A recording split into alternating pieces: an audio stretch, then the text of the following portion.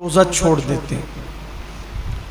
پہلی بات تو یہ ہے کہ موسم کا عذر یا محنت کا عذر پیش کر کے روزہ چھوڑنے کی اجازت نہیں ہو سکتی، بلکہ اگر محنت مزدوری کی وجہ سے آپ روزہ چھوڑتے ہیں تو اسلام کا حکم یہ جو احکام شرع ہے وہ بتا رہا ہوں آپ کو کہ ایک طرف روزہ چھوٹتا ہے کام دھام کی وجہ سے، آپ اپنے اندر طاقت نہیں پاتے کہ محنت بھی کریں اور روزہ بھی رکھیں تو روزہ نہیں چھوڑ سکتے۔ آپ کو شریعت یہ حکم دیتی ہے کہ آپ اپنی مصروفیات کم کر دیجئے، آپ کام شارٹ کیجئے لیکن روزہ آپ کو رکھنا ہے۔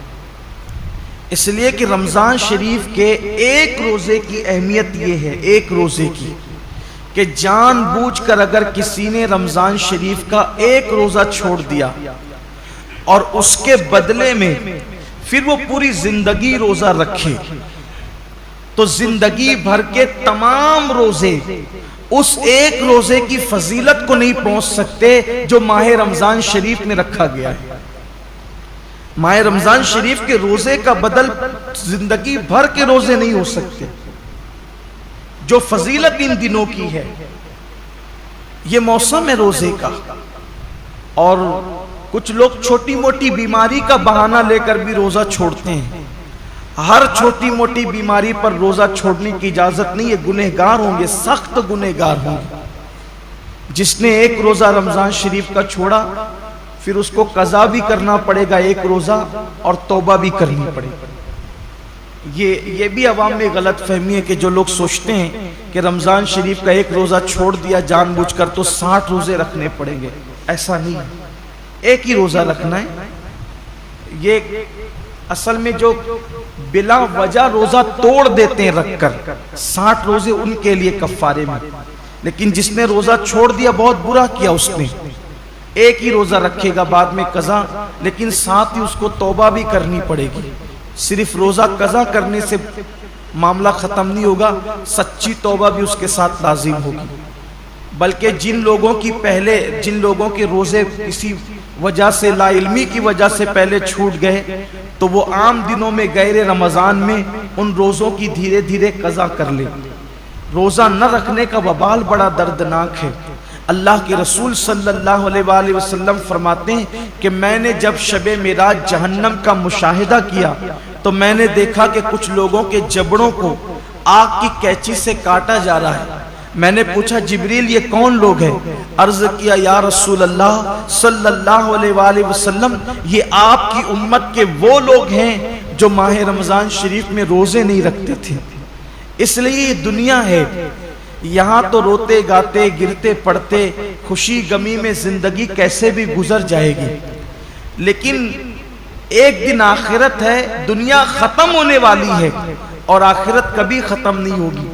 آج عمل کر سکتے ہیں، اس کی اہمیت کا اندازہ نہیں ہے، جب اس عمل کا صلہ ملے گا اور عمل نہ کرنے پر سزا ملے گی تب انسان پچھتائے گا کہ کاش میں نے اس کا فائدہ اٹھا کر زندگی کا کچھ نیکیاں اکٹھا کر لی ہوتی، کچھ عمل کر لیا ہوتا۔ بلکہ مرنے والے اللہ کی بارگاہ میں منت کرتے ہیں کہ میرے اللہ ہمیں صرف 2 رکعت دنیا میں جا کر پڑھنے کی اجازت دے دے، لیکن ارشاد ہوتا ہے بندے جب ہم نے تجھے موقع دیا تھا اس وقت تو نے اس سے فائدہ نہیں اٹھایا، اب زندگی ختم ہو گئی ہے، اب دوبارہ کسی کو دنیا میں نہیں بھیجا جائے گا۔ اس لیے میں اپنے نوجوانوں سے کہتا ہوں بہانہ مت کیجئے، روزہ رکھنے والے کو صبر اللہ دیتا ہے۔ اور ایک بات آج آپ سے کہنا چاہتا ہوں، اگر کسی غربت کی، تنگ دستی کی یا محنت مزدوری کی وجہ سے آپ کا روزہ پر مشقت ہے، آپ کے روزے میں مشقت ہے، تکلیف ہے، تو یہ بات ہمیشہ یاد رکھیے گا کہ جس نیکی میں جتنی تکلیف ہوگی، جس نیکی میں جتنی تکلیف ہوگی اس کا صلہ اتنا بڑھا دیا جائے گا۔ روزہ رکھ کر اے سی میں سونے والوں کا ثواب الگ ہے اور روزہ رکھ کر لوم چلانے والوں کا ثواب الگ ہے، دونوں کا ثواب یکساں نہیں ہے۔ روزہ رکھ کر کے اے سی میں آفسوں میں بیٹھنے والوں کا اجر الگ ہے اور روزہ رکھ کر کے دھوپ میں مارکیٹ میں بیٹھنے والوں کا اجر الگ ہے۔ وجہ کیا ہے؟ دیکھیے ڈاکٹر اقبال نے اس فلسفے کو بہت اچھے سے سمجھایا ہے۔ اقبال کہتے ہیں الفاظ و معانی میں تفاوت نہیں، لیکن الفاظ و معانی میں تفاوت نہیں، لیکن ملا کی اذان اور مجاہد کی اذان اور. جو مسجد کے اندر کھڑے ہو کر کے اذان دیتا ہے اس کے الفاظ بھی وہی ہے، اور جو مسجد کے اندر اذان پڑے اس کا معنی بھی وہی ہے، اور جو جہاد کے صحرا میں اذان دے اس کا معنی بھی وہی ہے اور اس کے الفاظ بھی وہی ہے. لیکن جو اذان کا ثواب مسجد میں کھڑے ہونے والے مؤذن کو ملتا ہے وہ مجاہد کو نہیں ملتا، اس لیے کہ دونوں کی اذان میں بڑا فرق ہے. مؤذن کی اذان پر چند لوگ مسجد میں آتے ہیں اور مجاہد کی اذان پر پوری قوم کو اللہ کامیابی اور فلاح عطا فرماتا ہے. دونوں میں بڑا فرق ہے، اس لیے کہ یہ اذان پنکھوں کے سائے میں ہے، یہ اذان چھت کے سائے میں ہے، یہ اذان راحتوں میں ہے، اور وہ اذان مشقتوں اور تلواروں کے سائے میں. دونوں میں فرق ہے.